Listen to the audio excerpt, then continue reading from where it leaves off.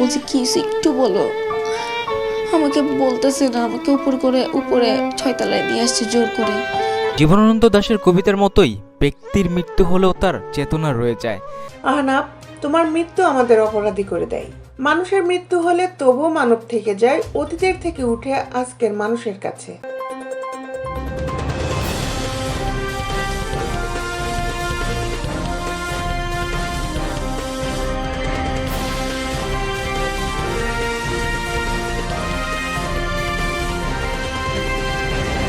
কবি সুনীল গঙ্গোপাধ্যায় যাকে নিয়ে লিখেছিলেন যে তোমার মৃত্যু আমাকে অপরাধী করে দেয়, আমরা সেই বাক্যটার অনুকরণ তুলতে পারি। আজকে বলতে পারি, আহনাফ, তোমার মৃত্যু আমাদের অপরাধী করে দেয়।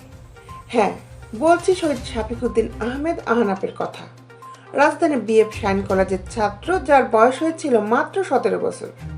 তারুণ্যে পদার্পণ করার স্বর্ণালী সময়টাও যার অসাধন করা হলো না। রাষ্ট্রযন্ত্রের বুলেট ঝাঁঝরা করে দেয় কিশোরের স্বপ্ন ভরা বুক তার যেন এক বাংলাদেশের হৃদয়, যে হৃদয় খুব করে চেয়েছিল বৈষম্যহীন এক সমাজের। গত 4ই আগস্ট রাজধানীর মিরপুর 10 নম্বরের ছাত্র আন্দোলনকে কেন্দ্র করে সংঘর্ষে গুলিতে নিহত হয় আহনাফ। আহনাফের যেদিন মৃত্যু হয় তার পরদিন বাংলাদেশে এক অভিনব গণ অভ্যুত্থানের ঘটনা ঘটে। দেশ জুড়ে ছাত্র জনতার আন্দোলনের মুখে সাবেক প্রধানমন্ত্রী শেখ হাসিনা পদত্যাগ ও দেশ ত্যাগ করে ভারতে পালিয়ে যান। কিন্তু অভ্যুত্থানের সফল সমাপ্তি দেখা হয়ে ওঠেনি বুলেটবিদ্ধ আহনাফের। বিজয়ে উদিত সূর্যের কয়েক ঘন্টা আগেই জীবন বাতি নিভে যায় তার। জুলাইয়ের জোয়ার ওঠা শিক্ষার্থীদের কোটা সংস্কার আন্দোলন এক পর্যায়ে পরিণত হয় বৈষম্য বিরোধী ছাত্র আন্দোলনে।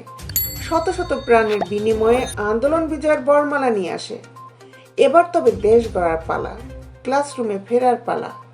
18 আগস্ট থেকে দেশের সব শিক্ষা প্রতিষ্ঠান খুলে দেয় সরকার। আহনাফের ছিল আকাশ ছোঁয়ার স্বপ্ন।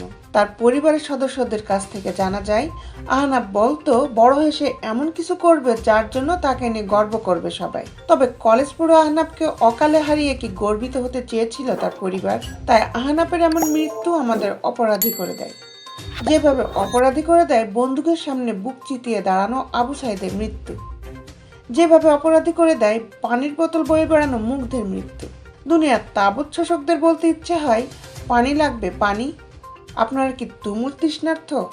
তাহলে রক্ত না, পানি পান করুন। হীরক রাজারা চিরজীবন সিংহাসনে বসতে পারে না। ইতিহাস বলে হীরক রাজাদের পতন হয়। ইতিহাসে আরব বসন্তের ফুল ফোটে, সেই ফুলের ইতিবাচক নেতিবাচক দিকটাও বিশ্লেষিত হয় বিশ্লেষকদের বয়ানে। ইতিহাসে মুক্তিযুদ্ধের ঘটনা ঘটে, স্বৈরাচারের পতনের ইতিবৃত্ত লেখা হয়। সে এসে একবারে উলঙ্গ রাজার সামনে নির্ভয়ে দাঁড়াক, সে এসে একবারে হাততালির ঊর্ধ্বে গলা তুলে জিজ্ঞাসা করুক, রাজা তোর কাপড় কোথায়? এই স্পষ্ট কথাটা কেউ বলতে পারেনি, পেরেছিল আহনাফরা। এই সত্য ভাষণ, স্পষ্ট উচ্চারণ কেবল আহনাফদের পক্ষেই সম্ভব। তাই উলঙ্গ রাজারা আহনাফদের মেরে ফেলে, তাই হীরক রাজার দেশে আহনাফদের শহীদ হতে হয়। আর এইসব মৃত্যুর মধ্য দিয়ে বাংলাদেশের নতুন ইতিহাস রচিত হয়েছে। আমরা বলেছিলাম সব কিছু মনে রাখা হবে।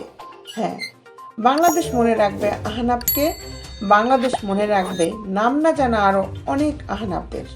দেশ বিদেশের আপডেট নিউজ পেতে আমাদের সাথেই থাকুন। Justice television, Dhaka.